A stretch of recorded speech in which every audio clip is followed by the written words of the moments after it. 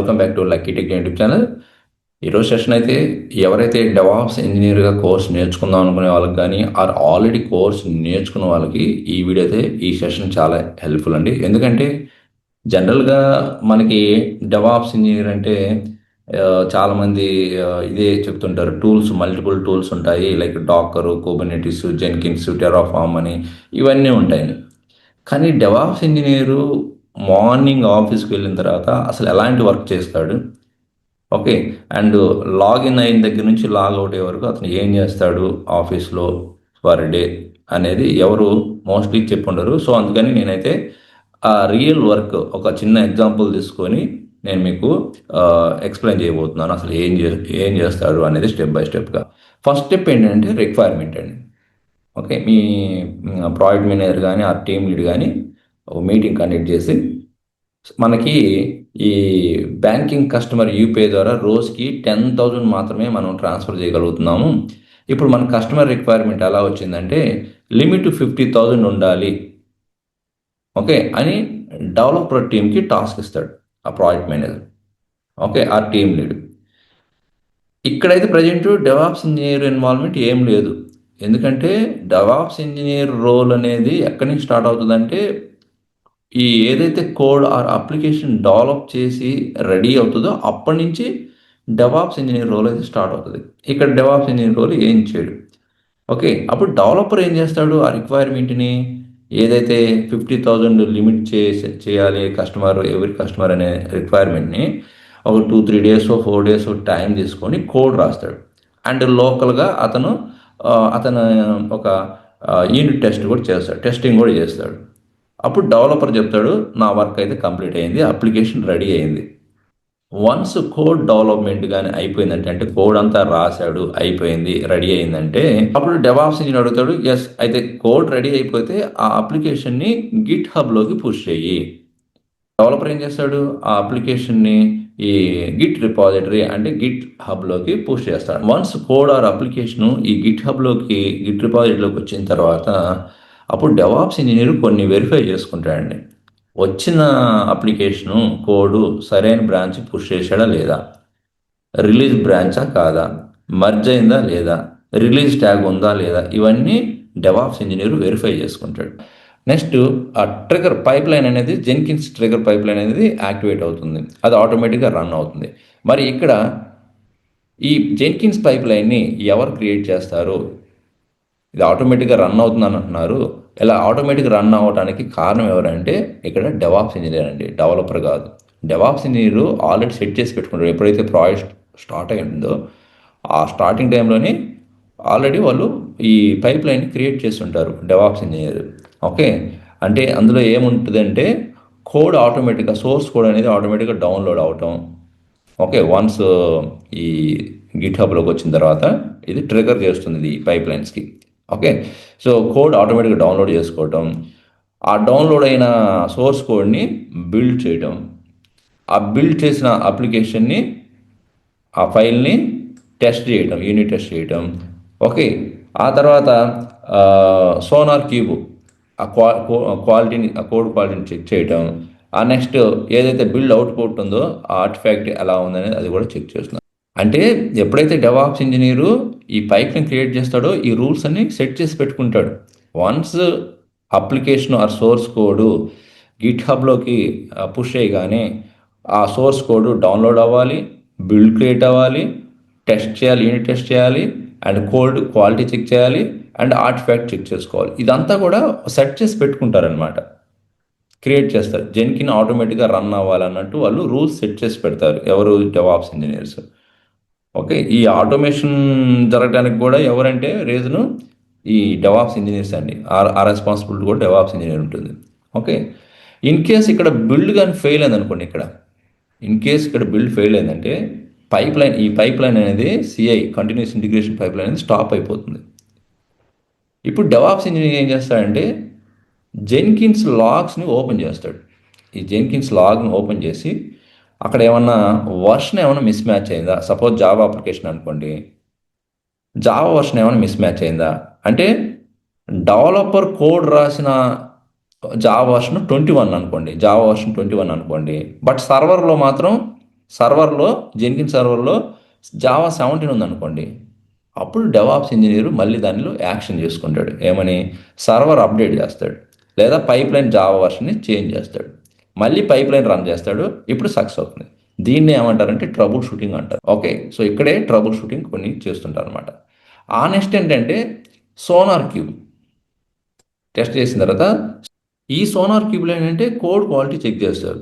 ఒక security issue వచ్చింది అనుకోండి, ఎగ్జాంపుల్గా మీరు హార్డ్ కోడ్ పాస్వర్డ్ని డిజైన్ చేశారు, డెవలపర్కి ఇన్ఫార్మ్ చేస్తాడు డెవాప్స్ ఇంజనీర్, మీరు ఏదైతే కోడ్ రాశారో హార్డ్ కోడ్ పాస్వర్డ్ ఇచ్చున్నారు, సో అందువల్ల ఇది ప్రొడక్షన్లోకి వెళ్ళదు, సెక్యూరిటీ ఇష్యూస్ వస్తాయి అని చెప్తారు.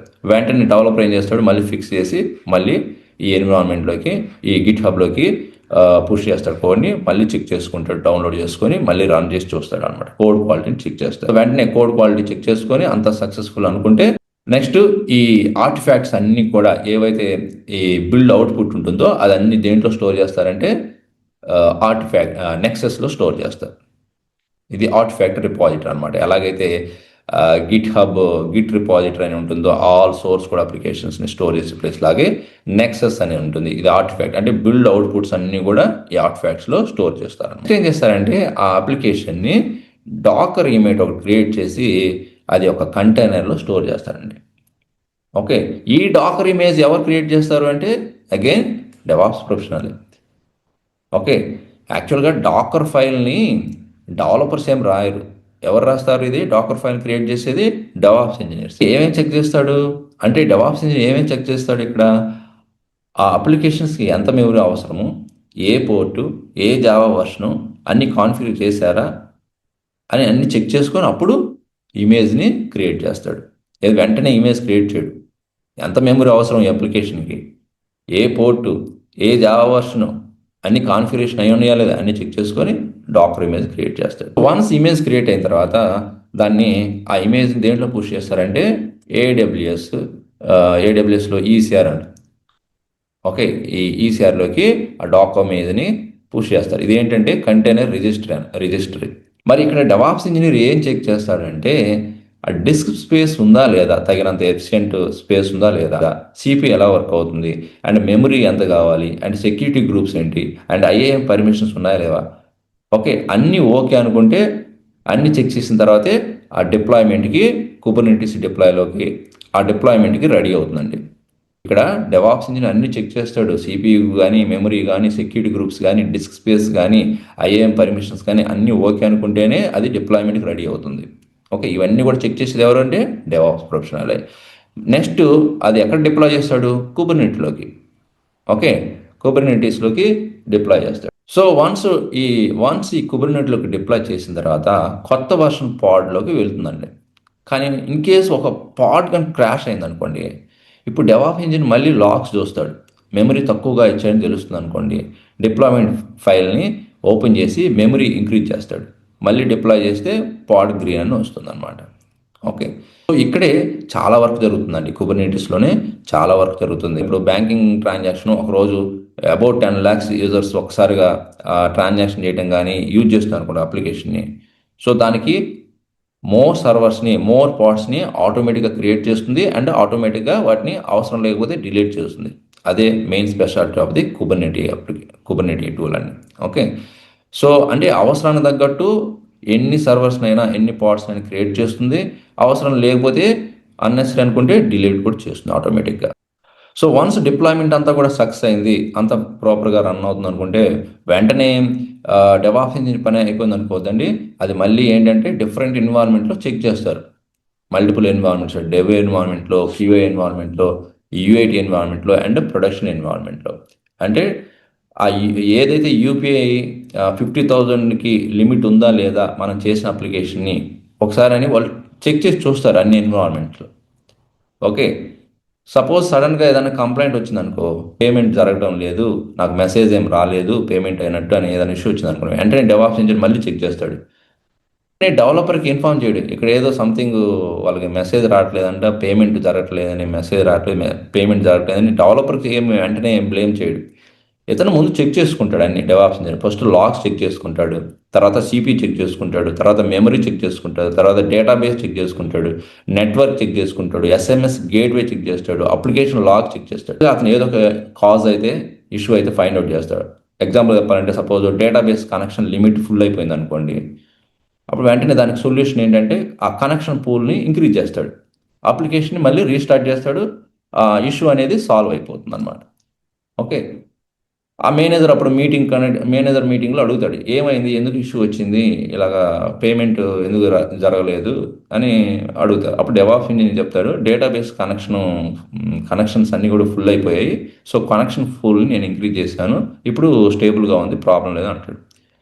ఓకే, అప్పుడు అప్లికేషన్ లైవ్లోకి వెళ్ళిపోతుంది అనమాట. యూజర్స్ కస్టమర్స్ అందరూ యూజ్ చేస్తారు. కానీ ఇంకా స్టిల్ ఏంటంటే ఇంకా వీళ్ళ వర్క్ ఎప్పటికీ ఇంకా కంటిన్యూగానే ఉంటుందండి డెవాప్స్. నెక్స్ట్ మోనిటరింగ్, ఈ గ్రఫానా కానీ ప్రమితిస్ కానీ క్లౌడ్ వాచ్ కానీ యూజ్ చేస్తారు. ఓకే, సో ఈ గ్రఫానా డాష్ బోర్డ్ అని ఉంటుంది. ఆ డాష్ బోర్డ్లో సిపియూ ఎంత యూజ్ చేస్తున్నాము, మెమరీ ఎంత యూజ్ చేస్తుంది, ఎర్రర్స్ ఏమైనా ఉన్నాయా, రెస్పాన్స్ టైం ఎంత ఉంది, ఇలాగా 24 hours మానిటర్ చేస్తూనే ఉంటాను. ఓకే, సో ఇది ఫైనల్గా ఒక ఫుల్ వర్క్ ఫ్లో అండి. అదే డెవాప్స్ ఇంజనీర్ వర్క్ ఫ్లో అనమాట, రోజు చేసేది. సో ఏమేమి డెవాప్స్ ఇంజనీర్ ఇక్కడ మెయిన్ రెస్పాన్సిబిలిటీ గిట్ హబ్ని వెరిఫై చేశాడు, వర్షన్స్ కానీ ఏంటి అనేది, అండ్ జెన్కిన్స్ పైప్ లైన్ని మెయింటైన్ చేశాడు, జెన్కిన్స్ పైప్ లైన్ అంతా మెయింటైన్ చేశాడు, అండ్ ఏమైనా బిల్డ్ ప్రాబ్లమ్స్ వస్తే చెక్ చేసుకున్నాడు, అండ్ డాకర్ ఇమేజ్ క్రియేట్ చేసుకున్నాడు. ఓకే, అండ్ తర్వాత ఏడబ్ల్యూఎస్ సర్వర్స్ని చెక్ చేసుకున్నాడు. ఓకే, అండ్ నెక్స్ట్ కుబర్నెట్లోకి డిప్లాయ్ చేశాడు, అండ్ ప్రొడక్షన్ ఇష్యూస్ వస్తే ఏమన్నా ప్రొడక్షన్స్ ఇష్యూస్ వస్తే ఇన్వెస్టిగేట్ చేశారు, అండ్ ఫైనల్గా ఏంటంటే మానిటరింగ్ కూడా చేశాడు. సో కస్టమర్స్కి డౌన్ టైం రాకుండా చూసుకోవడమే అండి మెయిన్ అండి. ఓకే, మీకు సింపుల్గా మన లాంగ్వేజ్లో చెప్పాలంటే డెవలపర్ అనే అతను ఒక ఇల్లు కట్టాడు.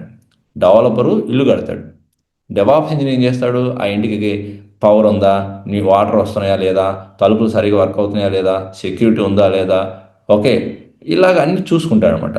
అంటే డెవలపరు సాఫ్ట్వేర్ తయారు చేస్తాడు, మన టర్మినాలజీ చెప్పుకుంటే డెవలపరు జస్ట్ అప్లికేషన్ ఆ సాఫ్ట్వేర్ తయారు చేస్తాడు.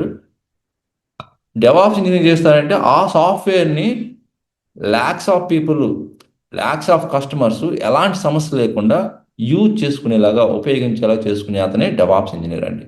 అదే మెయిన్ రెస్పాన్సిబిలిటీ. ఓకే, సో మీకు నిజంగా ఈ కంటెంట్ హెల్ప్ఫుల్ అనిపిస్తే కామెంట్ రూపంలో హెల్ప్ఫుల్ అని కామెంట్ చేయండి.